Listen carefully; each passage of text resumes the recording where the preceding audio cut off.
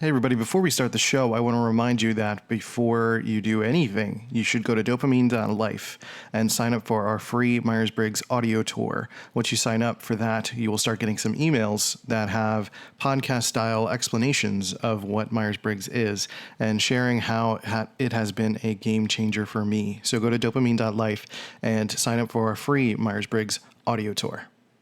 Hey everybody, C-Note here, and welcome to Dopamine, the show that is like some psychological MSG.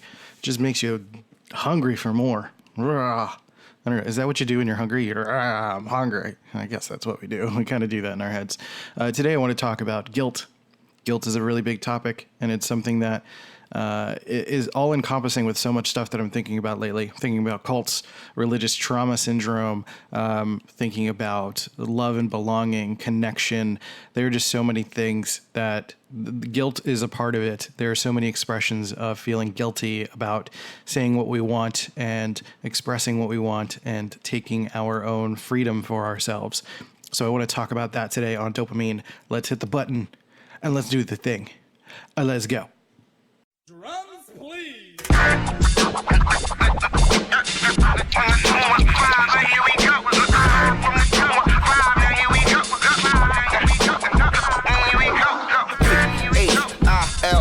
Why, north, west, south, side, right, why, yeah, now here it is.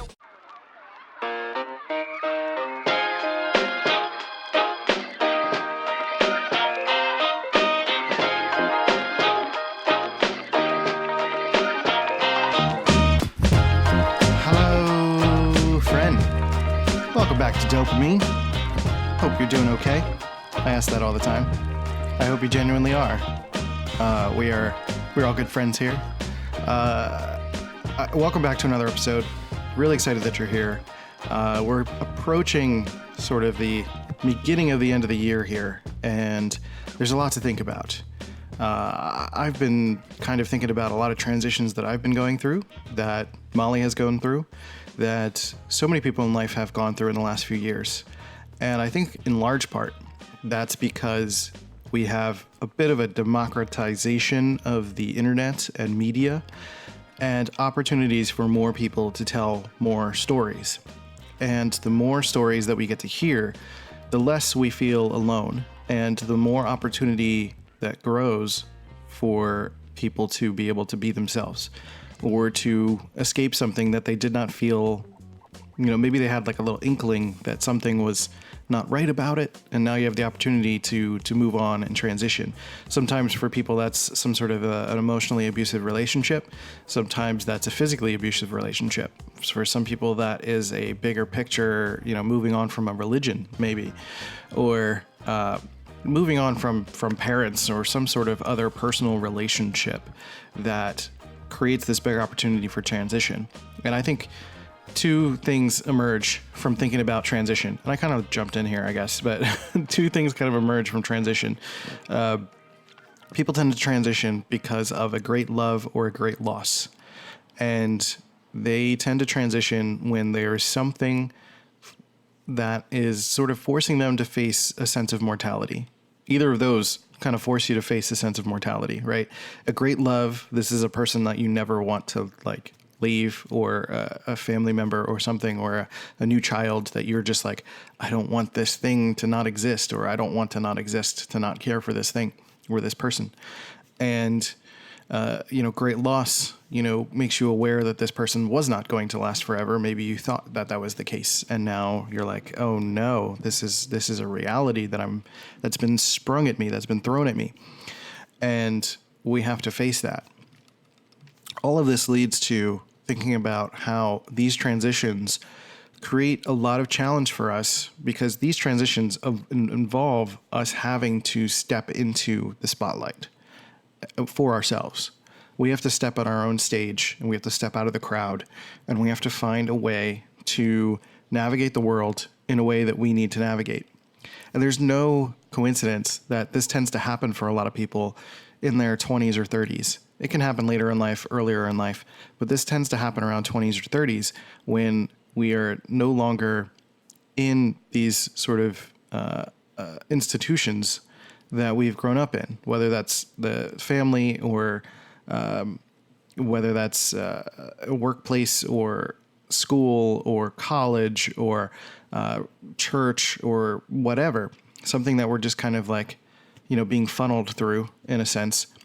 When we're being finally separated from that, because later in life is usually the greatest opportunity to be separated from that, whether that's being faced with mortality through experiencing a love maybe that doesn't align with your values, and you have to figure out whether or not that is a path you want to go for yourself or not, or that it becomes you lose someone and you suddenly feel like everything you've learned doesn't really suit you anymore and you have to go your own path. Or going your own path means living your best life, and that means separating from things, right?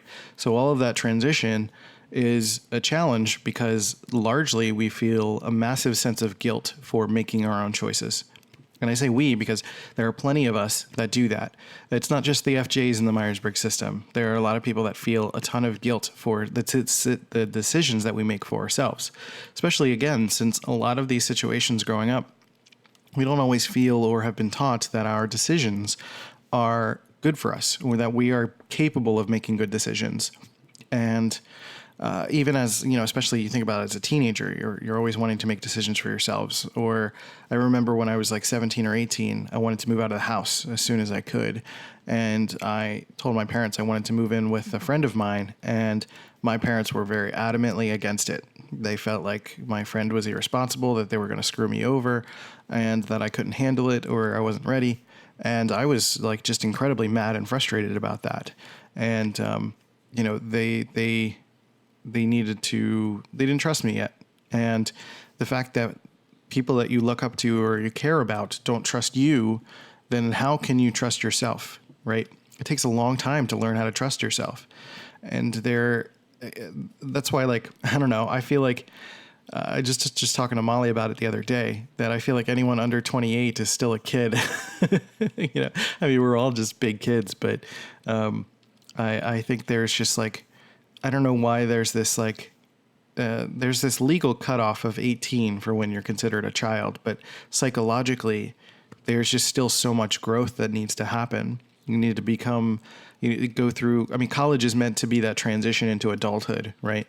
And it's not always traditional. Like, it's not the same anymore. That it's not like 4 years at a state school and you become part of the football team or something, or you become a part of a frat. And plenty of people still go through that, but it's not the same.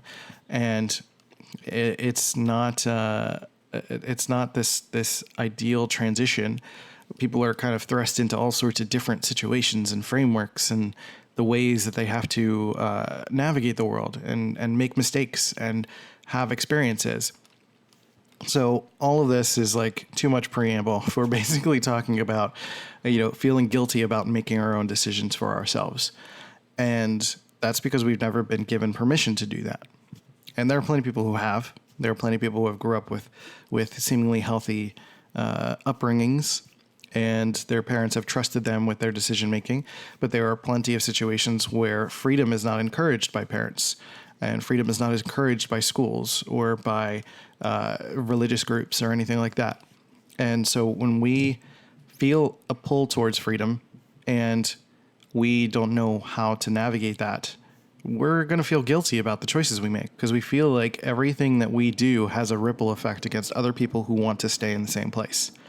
So it's like one of the challenges that you face when you go through a divorce. A lot of people fear going through divorce, which I feel like I'm going to do an episode on specifically at some point, that there's an airplane going by, which like never happens while I'm recording. So I don't know. I'm going to keep going. So when you're going through divorce, a lot of people don't get a divorce when they feel like they want to, because they feel guilty about how their friends or family are going to react, or they feel guilty about how their spouse's family and friends are going to react, or how society is going to look at them or something like that, right? Most of the time we know what we want already. We know we want to leave, or we know we want something different for our lives.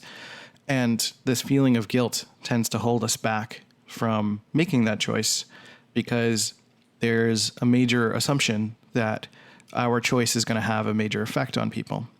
And while that might be true in the way that they'll react to it, in terms of the big picture, there's really no actual effect that it's going to have on people's lives. The only effect that people feel defensive about is the fact that they're going to have to change. They're going to have to look at you in a different way, or they're going to have to like change how they talk about you and your former spouse, or they're going to have to adapt to the idea that maybe you need more help than you used to, or that it doesn't look as simple, and they have to then talk to their friends about it as well, and it becomes uncomfortable for them, right? So that's the challenge of guilt, is doing what we want to do for ourselves versus doing what we feel is right to save other people's discomfort. And yeah, I think it's easier for me to say like that's nonsense and we need to just do what we need to do, because I've always been more of an independent person. But I understand that if you really, really care about the resonance and the energy of other people, that it's a massive challenge to say what you want, to do what you want, especially when you've been programmed in a difficult, maybe like a religious situation that's maybe been really, super tight, or, an upbringing that is, you're kind of dependent on support from a partner or from family or friends. And that saying or doing what you want is going to alienate you from that. And I understand that challenge. I think that is a valid consideration when you're going through some sort of transition and you're feeling guilty about making the decisions you want to make. And essentially, I think we all feel guilty as if we're guilty of things that we're not even yet accused of. Again, it's like about assumptions, and I think assumptions are not healthy for anyone to make. You know what they say about assuming? It makes an ass out of you and me. So what am I trying to get to here? So I did a thread on Twitter recently about assumptions, and I've been thinking about this a lot because we've been watching Catfish, the show, the TV show, a lot lately. We've been doing research on we've watched a couple cult documentaries. Molly's shared with me Jamie Lee Finch's book, a chapter that was about religious trauma syndrome, which I want to do some podcast episodes on that stuff. And I've been just deep diving into spiral dynamics. I've been doing a lot of psychological research about hurt and conflict and love and connection and all of these things. I think these are all, it's like circling the drain of the same thing for me. So it's like connective nodes that I'm trying to find the pieces for. And I think guilt is a really big topic. I think guilt is something that gets sort of a lot of commiseration. I think it's like, yeah, I feel guilty for that stuff too. Or, there's not really any solutions posed other than, you go to therapy and talk about it and work through it and all of those nuances. But I think there are opportunities for someone who understands some form of psychology to provide a little bit of tough love around guilt, because guilt involves you making the decision that you want to make for yourself. You have to recognize what the decision is, recognize what you think the fallout's going to be, and realize that what you are imagining is not yet reality, right? Reality might be better or worse, not to make your anxiety about that worse. But if you are in control of your choices and trusting yourself and making the decisions you want to make, then it's going to be much easier for you to have resolve around it. And it's going to be much easier for you to talk about it. And what's important is to start learning in the process of transitioning from something that you're developing an expression of what you're dealing with, not an explanation. Because the goal is not to explain your choices to someone. I think that's a challenge we all face, is that we feel like, oh, how am I going to explain this to my mom? How am I going to explain this transition to someone? And it's not about explaining. Explaining means that you're trying to get some sort of approval, and you're not trying to get approval for your choices. You're no longer in a place where you need approval, right? You're an adult. You're an adult that is trying to make choices for yourself in your life. And part of that is trusting in yourself and trusting in your ability as a person to be able to eventually, I really got to get a pop filter, as a person to be able to trust your choices. Yeah, I think that's what I was trying to get to. I messed myself up by thinking about the pop filter stuff. ADHD. So it's about trusting yourself at the end of the day, and trusting yourself because you're going to have to live with yourself 100% of your life. So I think what I'm really trying to say is getting comfortable with your choices and feeling confident in who you are, and realizing that you're expressing a decision that you've made, not explaining the decision you're about to make, is about getting comfortable with learning how to be okay in any situation, with any people in your life, because you need to trust yourself, right? It's about if every single, now this is going to be like a morbid example, so I apologize, but I don't. If every single person in your life passed away, you would find a way to still live.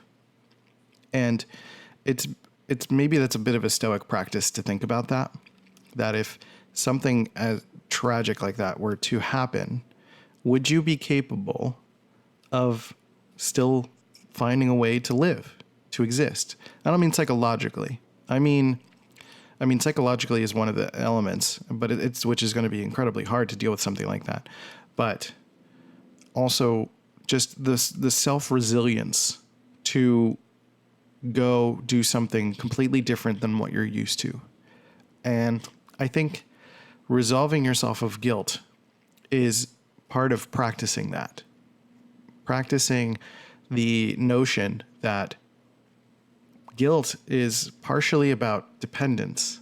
And I know that might be like a little uncomfortable to hear, but guilt means that you're kind of dependent on the safety of someone's emotional state, your family, your friends, or that they're dependent on you, and you being the same way all the time, which is generally just unrealistic. Things are not going to stay the same all the time. But what they're battling against typically is things changing suddenly, because sudden changes are harder for a lot of people to cope with. Sudden changes involve it's generally just uncomfortable. And when you just say it's like uncomfortable, it kind of sounds petty, right? Like it makes them uncomfortable. It makes me uncomfortable for you to make your entire life change. Like that's just, it kind of sounds petty. And I think that's kind of interesting to think about, right? And it's not, I'm not here to say that your family or your friends are petty people, but everyone's out to protect themselves. And sometimes protecting themselves mean protecting themselves psychologically and creating a sense of comfort. And creating a sense of comfort is like our brain just doing its job. The idea is like we're supposed to feel safety and security. And that means everything's got to be pretty chill. And if anything crazy happens, it's like a leopard popping out of the trees and you're like, damn it. And you gotta move now. Like I gotta drop my drink and I gotta run. And which you won't last because leopards run really fast. But the idea is that, you know, I've just been sitting here and I'm comfortable and don't disturb me. And frankly, making big changes in your life is a test of your resilience and other people's resilience. And I think we need more opportunities for us to do that and to not blame other people for their choices and to be confident in feeling like change is okay because we need it and it's for ourselves. And often it's to stay alive.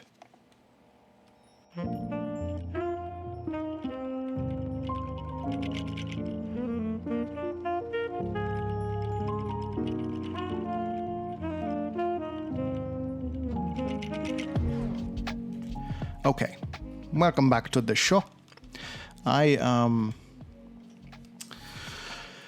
probably gonna change some of this music soon. I'm feeling a little stale.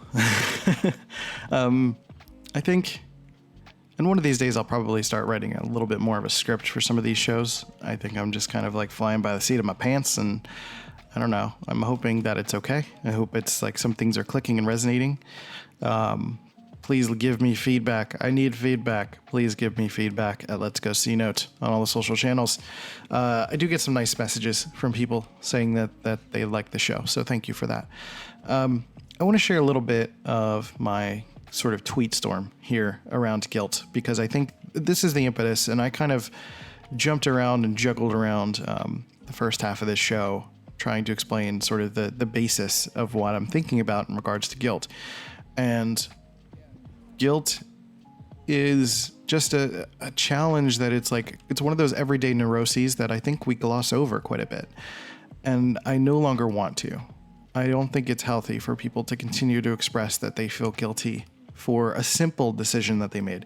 I'm not even talking about big transition stuff, but someone could say like, oh, I made this little choice and I feel so guilty about that. Or like, I decided to go out for the evening with my husband and I left the kids at home and I feel really guilty and I can't enjoy myself, stuff like that. And, there's a lot to explore there when someone feels guilty about everyday things, because it's usually in relation to perception. And there are other voices in our head typically telling us that we should or should not be doing something. There's a lot of shoulds in the world. There's a lot of cultural shoulds. There's a lot of personal shoulds. And managing those it's a really difficult task. And especially if we're not aware of it, especially if it's like culturally normal to express guilt, that there's not a lot of people saying like, oh, they're just saying, oh, don't feel guilty about that. It's like, what do you mean? Where does that come from? Instead of like, so guilty to who is usually the question I like to ask. Like, who's the judge and jury here? Like, what do you mean? Guilty in relation to what? And I like to try to get someone to explain it a little bit more, because then they sort of like deduce themselves out of it a little bit. They're like, oh, you know what? Maybe it is silly to feel guilty. But, that's more of a cognitive behavioral therapy kind of trick, I suppose. So yeah, I'm going to share a little bit of this thread here to kind of share with you. So I'll just start reading verbatim and I'll kind of comment when I can. So it seems like too many people are fixated on feeling guilty for things they're not being accused of. Feeling guilty is often another form of making assumptions about how someone has, or does feel about the decisions we've made. I would say to stop making assumptions, learn to ask more questions, that anxiety and guilt is a state of limbo, and getting honest answers is the only way to feel secure in your choices. And the pursuit of honest answers, this is me talking now, but the pursuit of honest answers is really, really important. Asking questions and not living in this state of limbo, right? There's a thing about stress kind of feels good, or at least it's a feeling we get used to. And that's kind of like when people are talking about like, I'm anxious all the time, or I'm guilty all the time, or I feel this sense of stress all the time. There is not always a desire to get out of it, because it just becomes a comfortable feeling and you just get kind of used to it. Or that there are social upsides sometimes because other people relate to it and you get attention that way. And that's not to reductivize the severity of actual clinical anxiety, but sometimes as humans we like to live in a stressful state. It's like being on your hind legs all the time, being ready to run. But in our modern world, there's not a lot to run from. So another question I pose, or thought that I pose, is that if you're feeling guilty, maybe somehow you are. And this is like a tougher thing to think about, I think. Like if you're guilty, what are you guilty of? Actually make note of this. So maybe we feel guilty about, again, like going out and leaving our kids at home, but maybe that guilt is misplaced. Maybe you're feeling guilty continuously to try to actually find what you're feeling genuinely guilty of. Not feeling guilty, but what you are actually guilty of. And that's a harder deep dive to make. But if you're guilty, trying to figure out what are you guilty of? Who is the judge? Who is the jury? Is it of any consequence? Does it matter? Like, what are you actually afraid of? And is what you're afraid of real? And is that how you feel about yourself, or is it someone else's voice in your head? Do you trust your own decision making? And if you don't trust your own decision making, then why not? Because I can't see someone who trusts their choices as someone who would feel guilty about them. If you have conviction for your choices, whether that's in a good way or a bad way, depending on how you define that sense of morality, like, no one feels guilty about that. You can go to the other extreme, and there's like a serial killer who doesn't feel guilty about what they do. It's because they're confident in their decision making. It's not always the best example, but like, they're confident, and they trust themselves, even if it's not for the best intentions of society.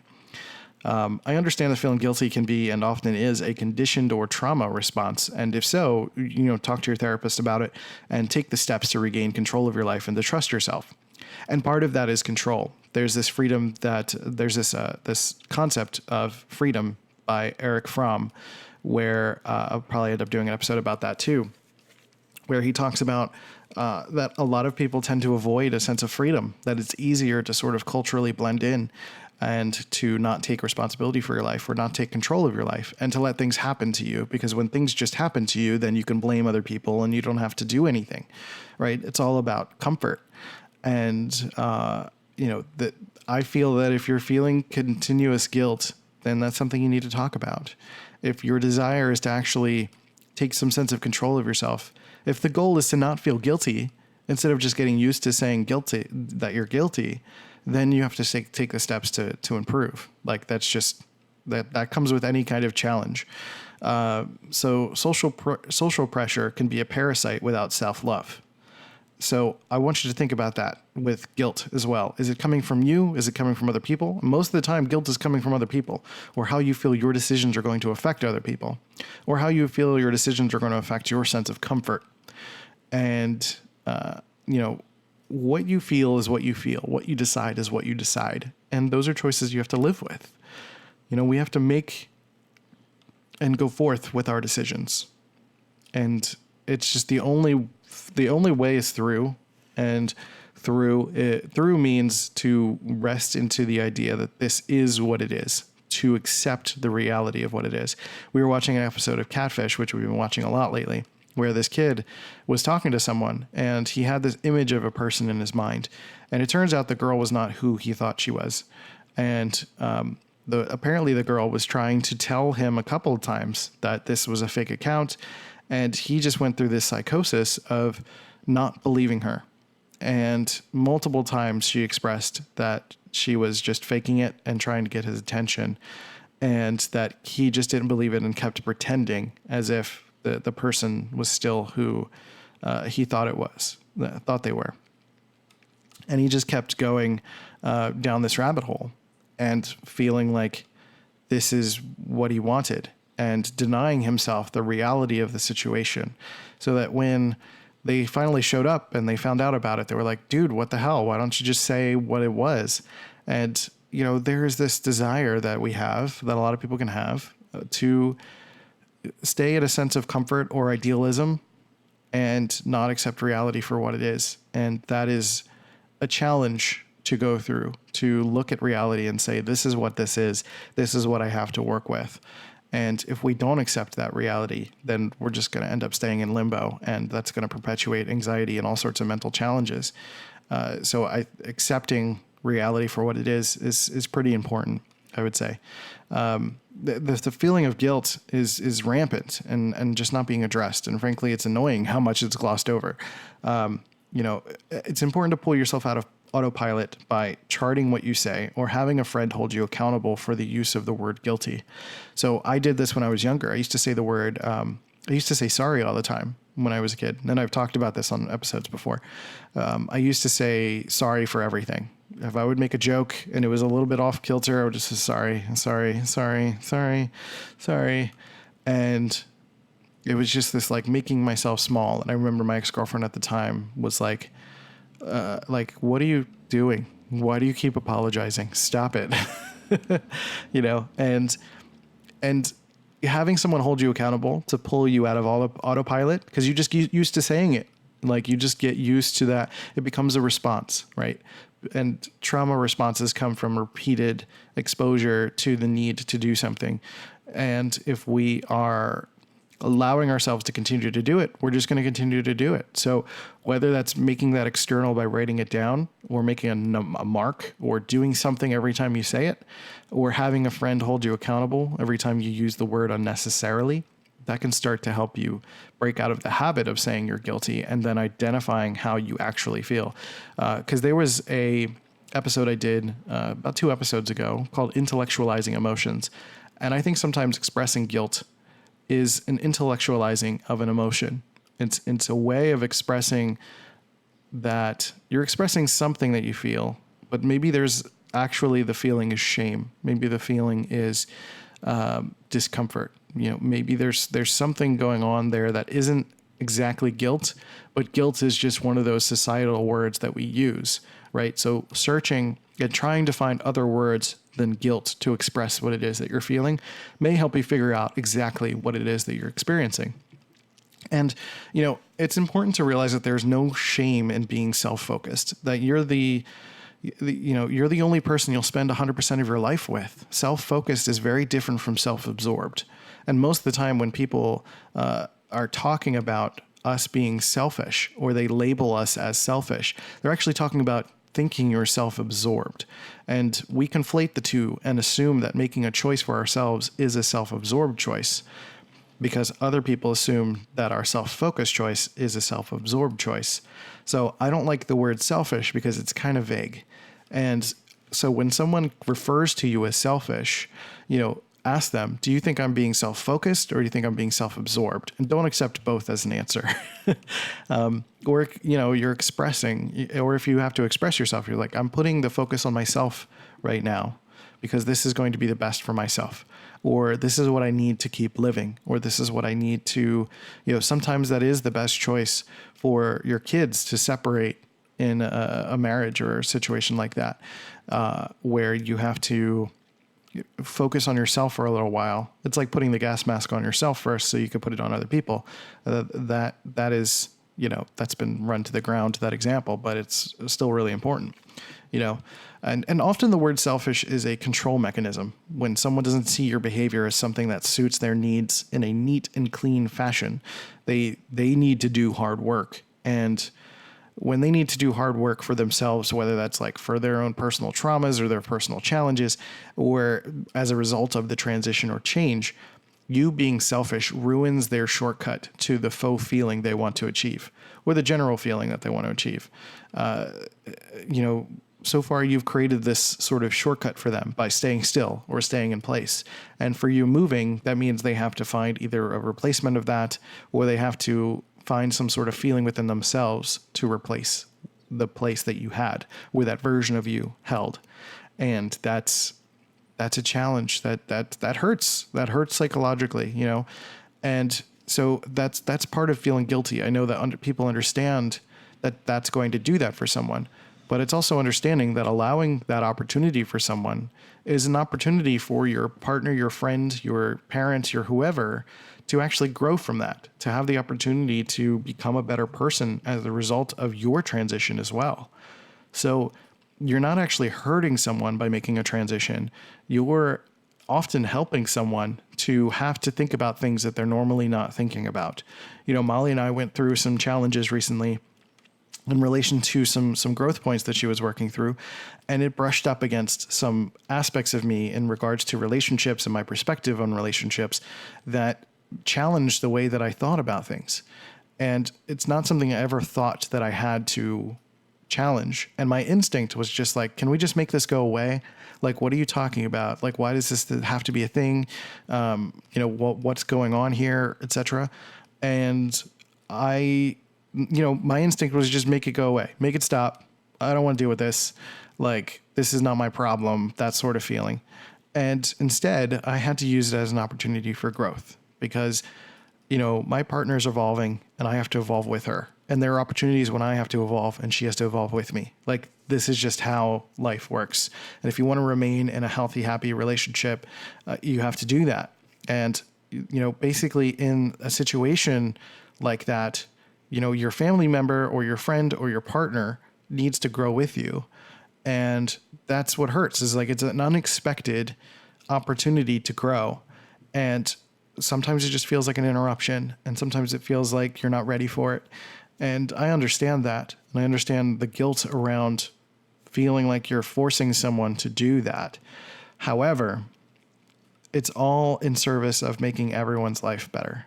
And that's the thing that we need to remember at the end of the day, that you're providing an opportunity for growth because you are growing. So, and sometimes growth and guilt, or I should say guilt, can also be a self-serving thing to protect an image. Like, I feel so guilty that I hurt you. And what they're really saying is I couldn't get away with it. Or I feel so guilty for being honest. And, because, holding back and keeping a secret, that always ends well. Or I feel guilty for making that choice. And, I don't know why you didn't just burst into flames just now. Like sometimes it feels a little silly when you get used to saying these things or hearing these things. You're like, okay, this is like, we got to think about this just a little bit more than we are.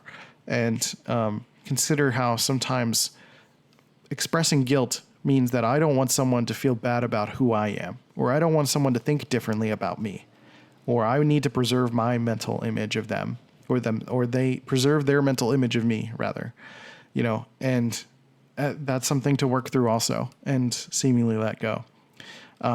Guilt can come from fear of facing conflict, reality, or perceived consequence, and likely because we've already mapped out what we think that conflict will look like, it'll just be uncomfortable. So, if we already know that we feel like it's going to look like that, then we're going to avoid it, because we're just like, well, I've already kind of done it in my head. I don't really need to actually do that. And then, generally, fear always gets in the way, right? Fear is a challenge. Fear is something that tends to be, it affects our psychology. Absolutely. And, fear, a decision based solely on fear will always be a self-absorbed choice, not a self-focused choice. And a self-focused choice is made in the face of fear. So I'm going to say that one more time, because a decision may be a decision based solely on fear will always be a self-absorbed choice, because fear will activate the parts of our brain that needs to protect itself. So if we're making a choice based on fear, which usually means staying with someone you don't want to stay with means like not rocking the boat, and often having just a continuous sense of fear of what's going to happen based on the decision that you make, that's more self-absorbed than actually doing what you want to do. I'm going to say that one more time.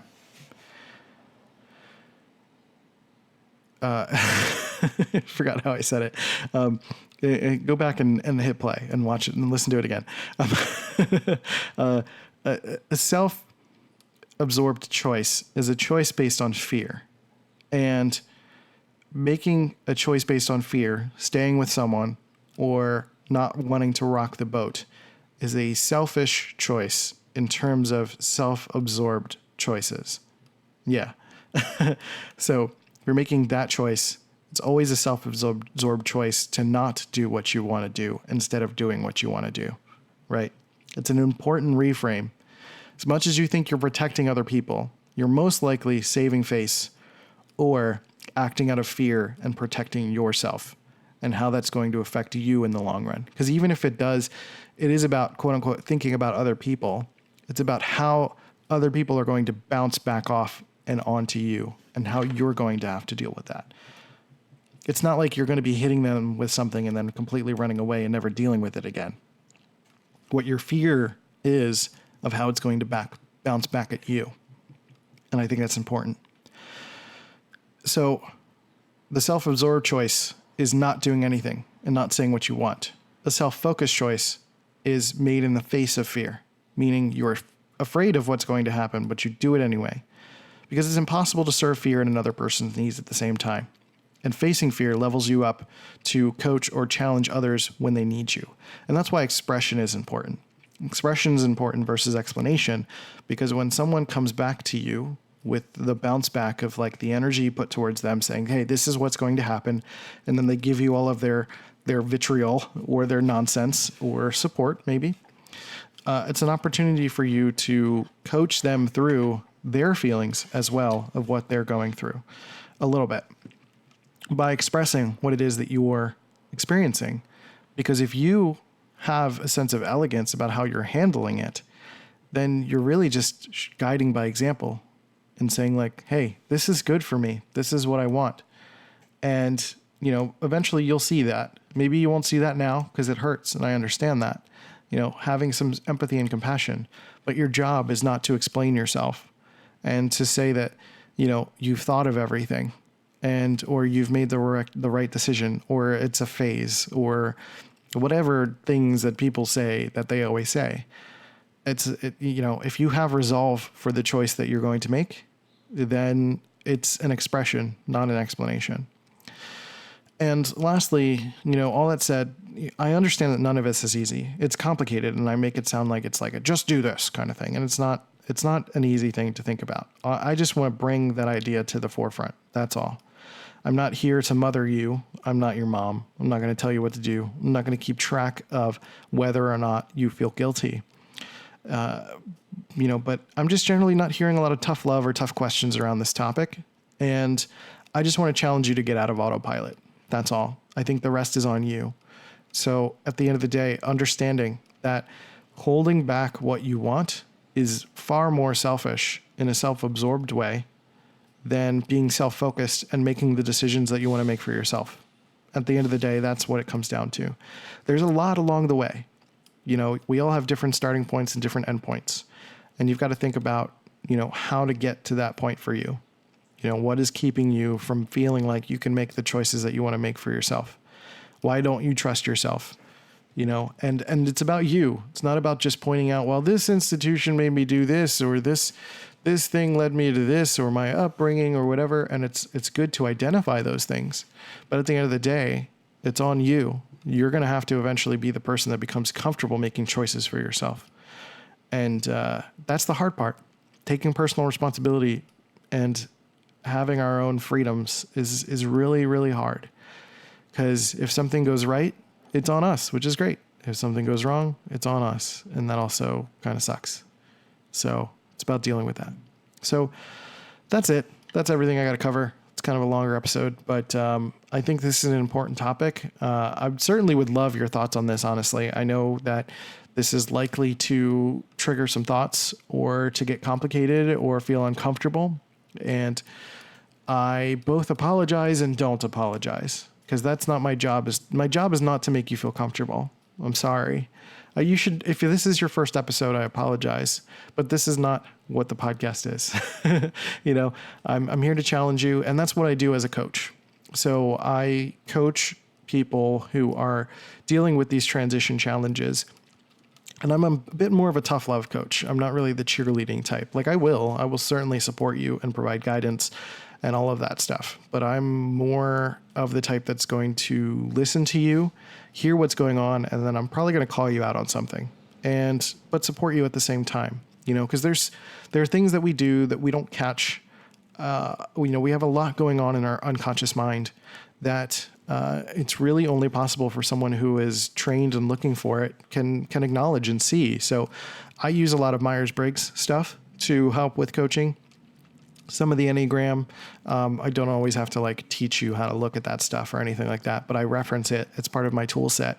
I've just had a lot of guidance around psychology. I've done a lot of my own growth, as you've probably heard on this podcast as well. So all of this leads to me, you know, doing coaching and helping people and supporting people through managing everyday mental health and neuroses, and, you know, trying to just get through the next day and try to become better people in a far more permanent way, not just pills or temporary setbacks, but finding ways to manage everyday life in a much, much better way. So if you're interested in any of that, you can send me a DM at Let's Go C Note on either Instagram or Twitter.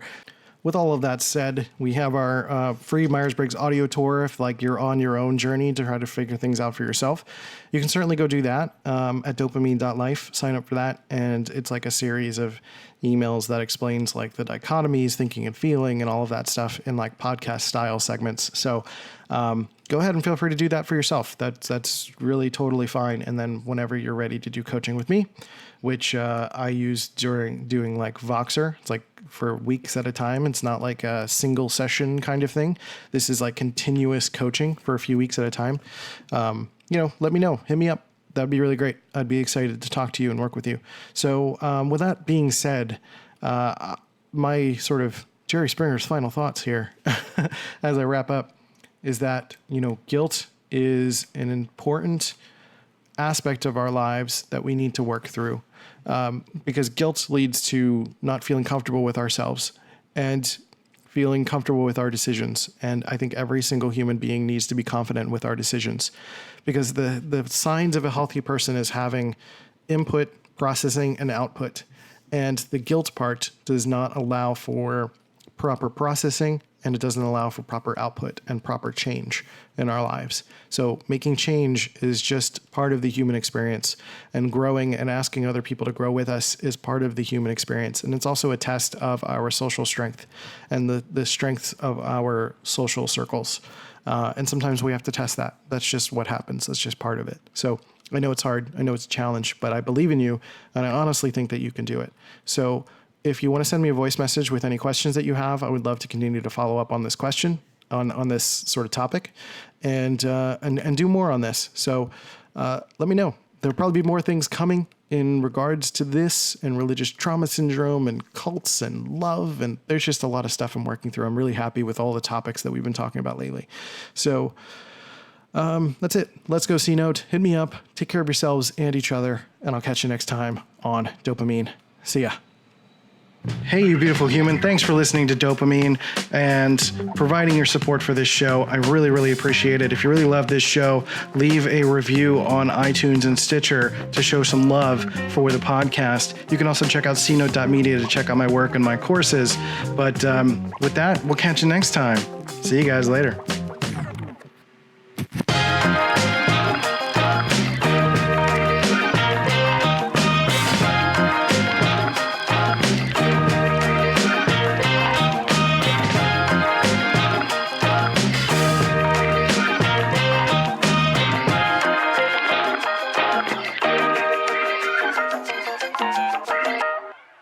This has been a C-Note Media production.